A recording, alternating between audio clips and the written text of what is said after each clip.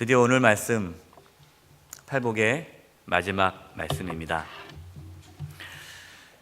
예수님께서 말씀하신 복이 있는 자, 세상의 관점에서 바라본다면 절대로 복이 있는 자 같이 보이지 않습니다. 그러나 그동안 복이 있는 자의 모습은 그래도 수용할 만한데 오늘 말씀은 도저히 예수님을 믿지 않고서는 받아들이기 불가능한 말씀입니다. 그래서 오늘 말씀은 우리의 신앙이 진짜이냐 가짜이냐를 구분해주는 말씀입니다. 오늘 말씀을 듣고 불편한 분이 계시다면 아직 예수님을 믿지 않으신 분이고 그 말씀이 은혜가 되고 그렇게 되기를 원한다면 정말 그의 심령에는 성령님이 계신 것입니다. 오늘 말씀을 나누기 전에 먼저 우리가 왜 하나님을 섬기는지 정직하게 자신을 돌아봤으면 좋겠습니다. 사랑하는 여러분, 왜 하나님을 섬기십니까? 이 주제는 욥기의 말씀의 중요 주제입니다. 하나님이 욥을 바라보면서 정말 욥같이 하나님을 잘 섬기는 자가 없구나 라고 말씀하시자 사탄이 이렇게 얘기합니다.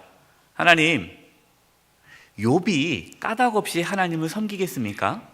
다 하나님께서 복을 주시고 지켜주시고 뭔가를 주셨기 때문에 하나님을 섬기는 것이지, 하나님께서 주신 그 복을 뺏어간다면 욥은 하나님을 저주하며 떠나갈 것입니다. 이렇게 얘기를 합니다. 욥기 1장 9절에서 11절 말씀입니다. 사탄이 여호와께 대답하여 이르되 욥이 어찌 까닭 없이 하나님을 경외하리이까? 주께서 그와 그의 집과 그의 모든 소유물을 울타리로 두르심 때문이 아니니까? 주께서 그의 손으로 하는 발을 복되게 하사 그의 소유물이 땅에 넘치게 하셨음이니이다. 이제 주의 손을 펴서 그의 모든 소유물을 치소서. 그리하시면 틀림없이 주를 향하여 욕하지 않겠나이까? 과연 욥이 하나님을 섬기는 이유가 하나님께서 복을 주셔서 세상 사람들이 부러워할 만큼의 복을 주셨기 때문에 욥이 하나님을 섬기는 것일까요? 아니요, 그렇지 않습니다.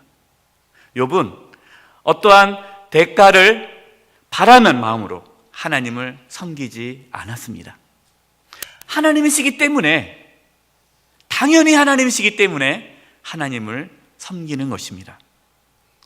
만약에 저와 여러분이 하나님을 섬기는 그 이유가 사탄이 말하는 것처럼 뭔가 하나님께서 우리를 지켜주시고 보호해 주시고 복을 주셨기 때문에 하나님을 섬긴다고 한다면 우리의 신앙은 가짜입니다.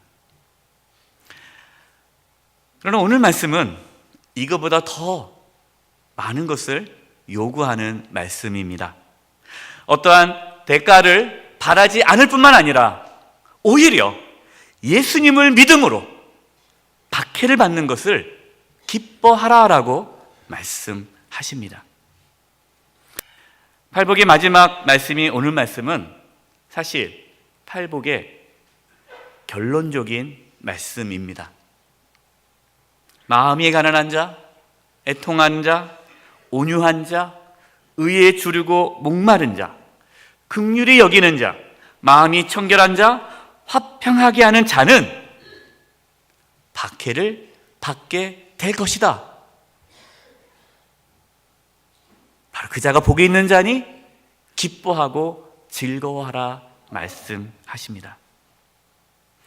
예수님의 말씀처럼 살면 세상 사람들에게 존중을 받는 것이 아니라 오히려 박해를 받고 욕을 받고 악한 말을 듣게 된다라고 예수님께서 말씀하십니다. 왜 그럴까요? 그 이유는 세상은 예수님을 싫어하기 때문입니다. 세상은 예수님께서 살아가는 삶의 방식을 싫어합니다. 그래서 우리가 예수님을 진심으로 믿고 예수님을 따라 산다면 세상으로부터 박해를 받게 될 것입니다. 요한복음 15장 18절에서 19절입니다. 세상이 너희를 미워하면 너희보다 먼저 나를 미워하는 줄 알라. 너희가 세상에 속하였으면 세상이 자기의 것을 사랑할 것이나 너희는 세상에 속한 자가 아니오. 도리어 내가 너희를 세상에서 택하였기 때문에 세상이 너희를 미워하느니라. 아멘. 우린 여기서 중요한 사실을 발견합니다. 예수님은 그냥 박해를 받은 자가 복이 있다라고 말씀하지 않으셨습니다. 의를 위하여 박해를 받는 자가 복이 있는 것입니다. 오늘 본문 10절입니다. 의를 위하여 박해를 받은 자는 복이 있나니 천국이 그들의 것임이라. 아멘. 그러나 대부분의 기독교인들이 의를 위하여 박해를 받는 것이 아니라 자신의 연약함, 자신의 부족함, 자신의 어떠한 잘못된 행동을 인해서 박해를 받아요. 자기 잘못 때문에 박해를 받는데 뭐라고 말합니까? 내가 예수 믿고 박해를 받는다고 얘기를 합니다. 여러분, 그것은 박해가 아니라 처벌입니다. 처벌. 그래서 박해와 처벌을 구분하셔야 돼요. 저희 집에서 제가 처음 예수 믿을 때, 저 혼자 교회 다닐 때입니다. 우리 식구들이 아무도 교회 안 다녔을 때예요. 저희 집 앞에 2층 집이 있었는데 그 2층 집에 2층에 작은 교회가 이렇게 있었습니다. 근데 어느 날 밤마다 기도회를 하는 거예요. 근데 드럼을 치고 찬양하고 통성기도 하는데 너무너무 시끄러운 거예요. 제가 교회를 다니지만 잠을 못 자겠더라고요. 그러니까 저희 형님이 막 욕을 하는 거예요. 저한테. 교회 다니는 사람들 다 저렇다고, 아주 무례하고 무식하다고. 그래서 저희 형님이 몇 번 가서 얘기를 했어요. 좀 조용히 좀 해달라. 잠을 잘 수가 없다. 그런데 변화가 없는 거예요. 하루는 형이 너무 참다가 화가 나가지고 경찰에 신고했습니다. 그래서 경찰차가 와가지고 이렇게 제재를 했어요. 여러분, 그 교회는 박해를 받은 겁니까? 처벌을 받은 겁니까? 처벌받은 거예요. 아마 근데 그 교회 성도들은 본인들은 박해받았다고 생각할 거예요. 우리가 예수 믿는 사람들이 자신의 어떤 무례함, 또 자신의 성격에 그러한 성숙하지 못한 성격으로 인한 말이나 행동으로 인해서 다른 사람으로부터 어떤 공격을 받으면 그래서 박해라고 얘기를 해요. 직장에서 직장 생활을 제대로 하지도 못하면서 일을 해야 되는데 자기 일도 하지 못하고 나 수요 예배 가야 된다고. 그래서 상사가 못 가게 하면은 또 박해라고 하면서 그렇게 얘기하시는 분들이 있어요. 그렇지는 않아요. 처벌은 박해가 아닙니다. 베드로전서 4장 15절 말씀이에요. 너희 중에 누구든지 살인이나 도둑질이나 악행이나 남의 일을 간섭하는 자로 고난을 받지 말려니와. 아멘. 사도 베드로는 다른 사람에게 고통을 주고 피해를 주는 것으로 고난을 받지 말아라. 그러니까 처벌을 받지 말아라. 자신의 연약함, 부족함, 잘못, 실수로 인한 고난은 박해가 아니라 처벌이고 그것은 복이 있는 자가 아닙니다. 다른 것이 아니라 오직 의를 위하여 박해를 받는 것이 복이 있는 자입니다. 자, 그렇다면 여기서 의란 무슨 뜻일까요? 의는 예수님을 뜻합니다. 오늘 본문 11절 말씀입니다. 나로 말미암아, 이 나는 예수님을 말씀하시죠. 나로 말미암아 너희를 욕하고 박해하고 거짓으로 너희를 거슬러 모든 악한 말을 할 때에는 너희에게 복이 있나니. 아멘. 예수님 때문에 욕을 먹는 것, 박해를 받는 것, 거짓으로 너희를 거슬러 모든 악한 말을 할 때에 그 악한 말을 듣는 것이 복이다라는 거예요. 예수님 때문에, 내가 예수님 믿는 것 때문에, 또한 내가 예수님을 전하는 것으로 인해서 박해를 받는 게 바로 그것이 의를 위하여 받는 박해입니다. 여러분, 이 말씀을 오해하면 안 돼요. 그래, 내가 이제는 박해를 받기 위해 복음을 전해야지. 그래서 여러분이 이제 이번 주 중에 또 산에 올라가서 절에 가서 스님에게 복음을 전하거나 또 법당에 들어가서 불상을 다 깨부시고 예수천당 불신지옥을 외치라는 것이 아니에요. 우리가 선교할 때에 무례하게 선교해서는 안 됩니다. 제가 선교사님들하고 얘기를 나눠보면요, 가장 힘든 몇 개 단체가 있대요. 어떤 단체는 그 현지 선교사님과 전혀 소통하지 않고 무조건 가서 막 복음을 전하는데, 그분들은 복음을 전한다고 막 좋아해요. 뭐 순교제 각오로 복음을 전한다고. 근데 문제는 뭐냐, 그분들이 하고 지나가면요, 거기 있는 선교사들 다 쫓겨납니다. 다 발각돼서. 그래서 너무너무 힘들다는 거예요. 지혜롭게 선교를 해야 되는데 무식하게 선교하는 것이, 그것이 오는 것이 박해가 아니에요.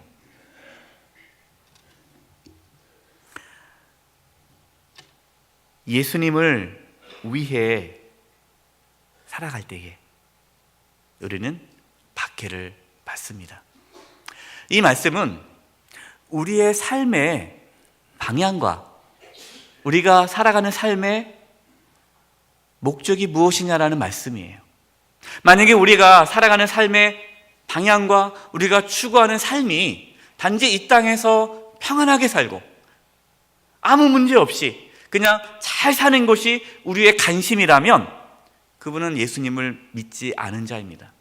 정말 예수님을 믿는 자라면 우리는 이 땅에 살아가면서 예수님을 위해 박해를 기쁨으로 받을 수 있는 자입니다. 예수님을 전하다 보면, 또 예수님을 믿는다 고백하다 보면 조롱을 당합니다. 그래서 어떤 분들은 직장에서 또 학교에서 밖에서 교회 다닌다는 말을 안 한대요. 내가 예수 믿는다라고 말을 하면 사람들이 무시하고 조롱할까 봐 그냥 조용히 한답니다. 그러다가 어떻게 알게 되면 과장님 교회 다니셨어요? 라고 하면 너무 창피해서 말도 못했다고. 여러분, 이것은 참된 신앙인의 모습이 아니죠. 정말 우리가 예수 믿는다면 예수를 믿는다라는 것을 당당하게 말할 수 있어야 합니다. 내가 예수 믿는 것 때문에 손해가 오고 고통이 온다 할지라도 그것을 기쁨으로 받아들일 수 있어야 합니다. 또 내가 예수님을 전함으로, 예수님을 증거함으로 박해가 온다 할지라도 기쁨으로 예수님을 증거를 해야 합니다. 왜 예수님을 인하여 박해를 받는 것이 복이 있을까요? 그것은 그 사람이 진짜 예수 믿는 자이기 때문입니다.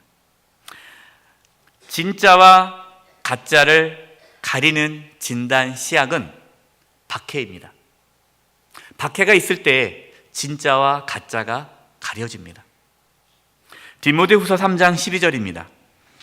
무릇 그리스도 예수 안에서 경건하게 살고자 하는 자는 박해를 받으리라. 아멘.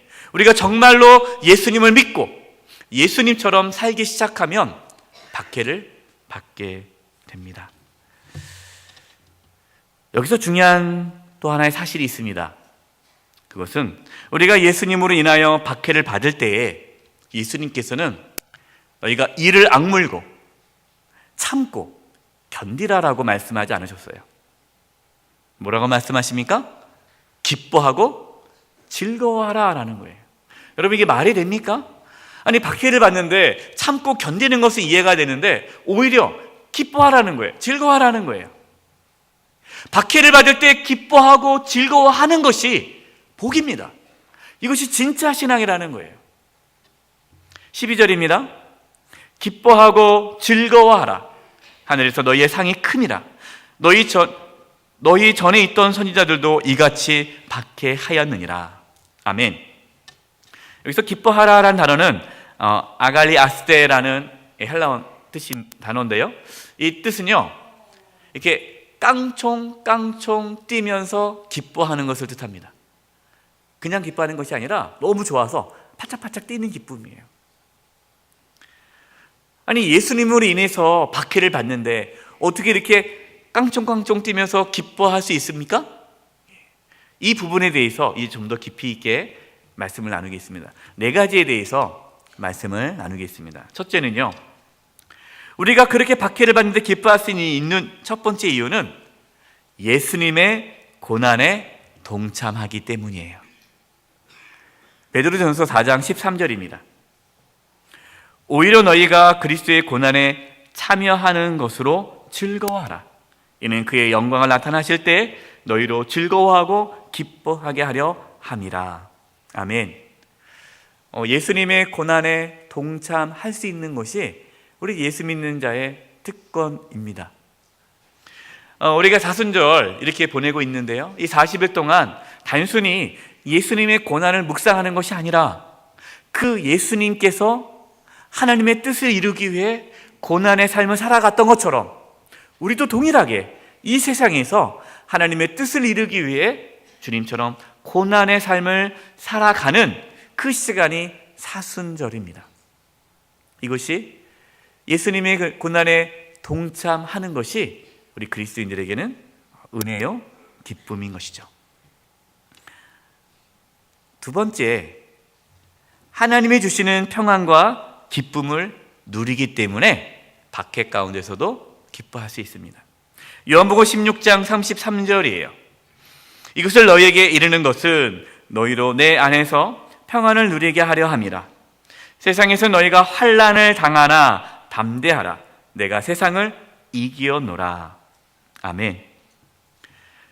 우리가 의를 위하여 박해를 받을 때 하나님께서 우리에게 평안을 주십니다. 그 평안은 세상에서 알 수 없는 평안이에요. 순교당하시는 분들, 예수 그리스도를 믿음으로 순교당하는 분들이 지금도 있습니다. 모슬렘 지역이나 여러 지역에는 공산권이나 그런 데는 지금도 예수님 믿는 것 때문에 순교를 당하죠. 순교를 당하실 때 그분들이 막 이를 악물고 불안해하고 두려워할까요? 그렇지 않습니다. 평안해 하십니다. 스데반을 보십시오. 스데반이 복음을 전하다가 돌에 맞아 순교할 때 스데반이 얼굴에 어떻다고 말합니까? 천사와 같다 그랬어요. 여러분, 우리가 박해를 받을 때 기뻐하고 즐거워할 수 있는 것은 하나님께서 우리에게 세상이 알 수 없는 평안과 기쁨을 주기 때문이에요. 이 평안함은 박해를 받은 자만이 누릴 수 있는 축복입니다. 세 번째, 우리가 박해를 받을 때 기뻐할 수 있는 이유는 성숙한 신앙으로 세워져 가기 때문이에요. 베드로전서 5장 10절입니다. 모든 은혜의 하나님 곧 그리스도 안에서 너희를 부르사 자기의 영원한 영광에 들어가게 하신 이가 잠깐 고난을 당한 너희를 친히 온전하게 하시며 굳건하게 하시며 강하게 하시며 터를 견고하게 하시리라. 아멘. 잠깐 고난을 당한 너희를, 예수님을 믿음으로 예수님을 전함으로 박해를 받고 있는 그 성도를 하나님께서 어떻게 하신다고요? 온전하게 하시고 굳건하게 하시고 강하게 하시고 터를 견고하게 하신다 말씀하십니다. 아마 여러분 중에 모태신앙은 잘 경험을 못했겠지만 예수님 믿지 않다가 늦게 예수님 믿은 분들 중에 가족들에게 이렇게 핍박을 받으신 분들을 아마 경험해 보셨을 거예요. 아니면 예수 믿지 않는 집안에 시집 오셔가지고 시어머니에게 또 시집살이를 예수 믿는 것 때문에 이렇게 고통을 당하신 분들은 아마 경험할 겁니다. 뭘 경험하냐면 주일날 예배 드리는 것이 너무너무 감격스러운 거예요. 박해가 있을 때에 예배 드리는 거, 박해가 있을 때 기도하는 거, 박해가 있을 때 성경 말씀을 묵상하는 거, 그것만큼 기쁜 게 없어요. 저도 박해를 받지 않았습니까?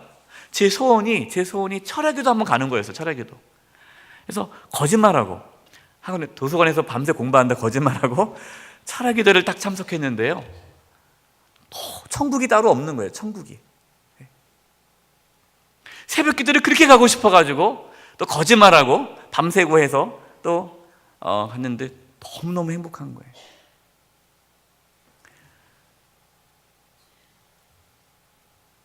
의를 위하여 박해를 받을 때 우리의 신앙이 온전해집니다. 초대교회 성도님들은 엄청난 핍박과 박해 가운데에 그 신앙이 자라났습니다. 굳건했습니다.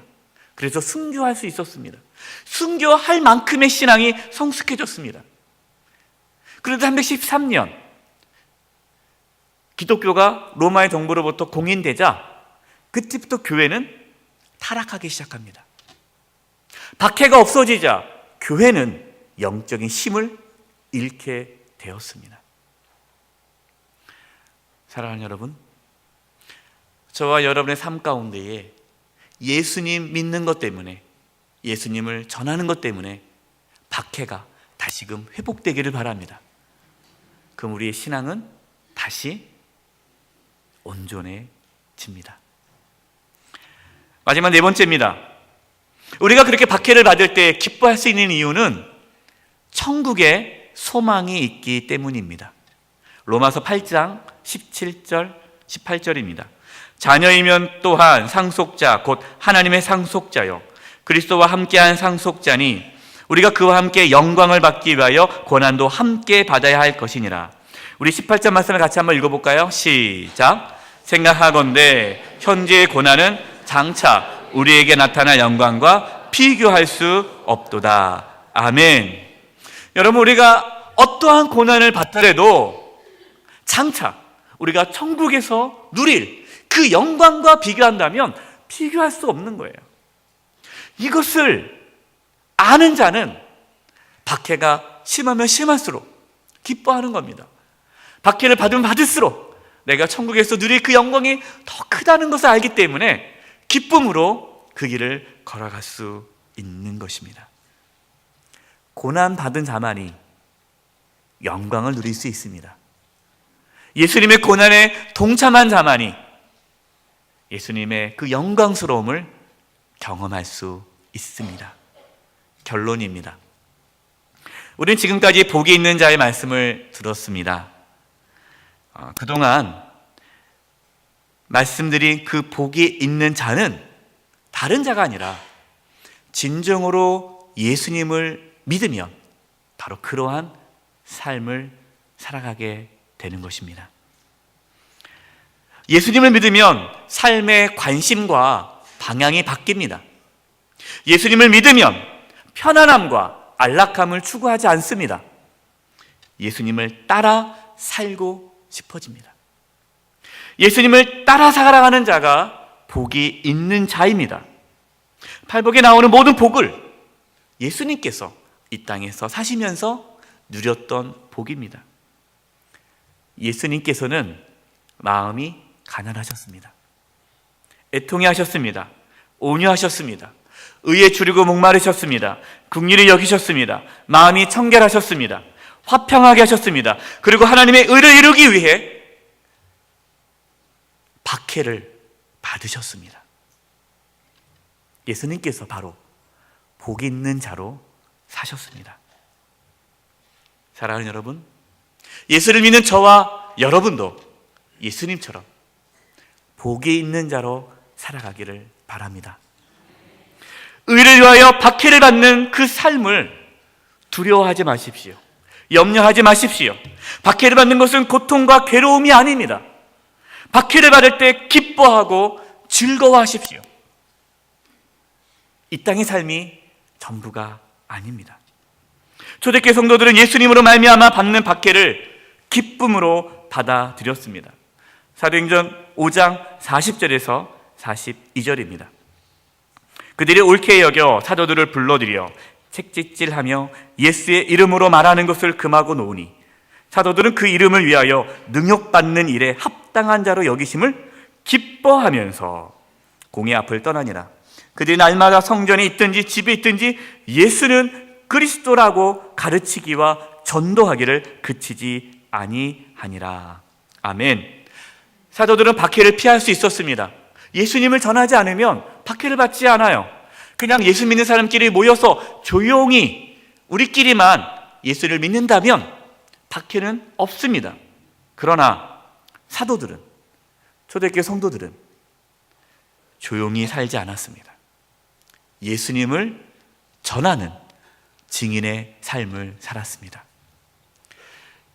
예수님께서 말씀하십니다. 너희는 내 증인이 되어라. 이 증인이라는 단어는 마르투스라는 헬라어예요. 이 증인이라는 마르투스는 순교자라는 뜻입니다. 그래서 마르투스라는 증인, 순교자 같은 단어예요. 증인, 예수님을 전하는 증인은 어떤 자입니까? 그는 순교자입니다. 히브리서 11장 35절에 38절입니다. 초대교회 성도들은 어떠한 순교자의 삶을 살았는지가 나와 있습니다. 여자들은 자기의 죽은 자들을 부활로 받아들이기도 하며, 또는 어떤 이들은 더 좋은 부활을 얻고자 하여 심한 고문을 받되 구차히 풀려나기를 원하지 아니하였으며, 또는 어떤 이들은 조롱과 책찍질 뿐만 아니라 결박과 옥에 갇히는 시련도 받았으며, 돌로 치는 것과 톱으로 켜는 것과 시험과 칼로 죽임을 당하고 양과 염소의 가죽을 입고 유리하여 궁핍과 환난과 학대를 받았으니 이런 사람은 세상에 감당하지 못하느니라. 그들이 광야와 산과 동굴과 토굴에 유리하였느니라. 아멘. 예수님을 믿는 자는 모두가 증인입니다. 목사님만, 선교사님만 증인이 아닙니다. 우리 모든 그리스도인은 증인으로 살아갑니다. 우리가 예수님의 증인으로 살아간다면 박해를 받게 될 것입니다. 박해를 받을 때 기뻐하고 즐거워하십시오. 빌립보서 1장 29절입니다. 그리스도를 위하여 너희에게 은혜를 주신 것은 다만 그를 믿을 뿐만 아니라 또한 그를 위하여 고난도 받게 하려 하심이라. 아멘. 예수님을 위하여 박해를 받을 수 있는 것이 복입니다. 이 복을 받은 자만이 진짜 그리스도인입니다. 세상 사람들처럼 살지 않기를 바랍니다. 예수님을 위하여 기쁨과 즐거움으로 박해를 받을 수 있는 그 팔복의 그 마지막 복이 저와 여러분 가운데 있기를 주님의 이름으로 축원드립니다. 기도하겠습니다. 하나님 아버지, 저희들에게 온전한 믿음을 부어주셔서 이 팔복의 말씀이 우리의 삶 가운데 나타나게 하여 주시고, 특별히 오늘 마지막 말씀, 의를 위하여 박해를 받는 자는 복이 있나니 기뻐하고 즐거워하라. 이 말씀이 우리의 삶 가운데 이루어지게 하여 주시옵소서. 그래서 다시 주님 만났을 때에 영광스러운 부활의 기쁨을 맞이하게 하여 주시옵소서. 예수님의 이름으로 기도드립니다. 아멘.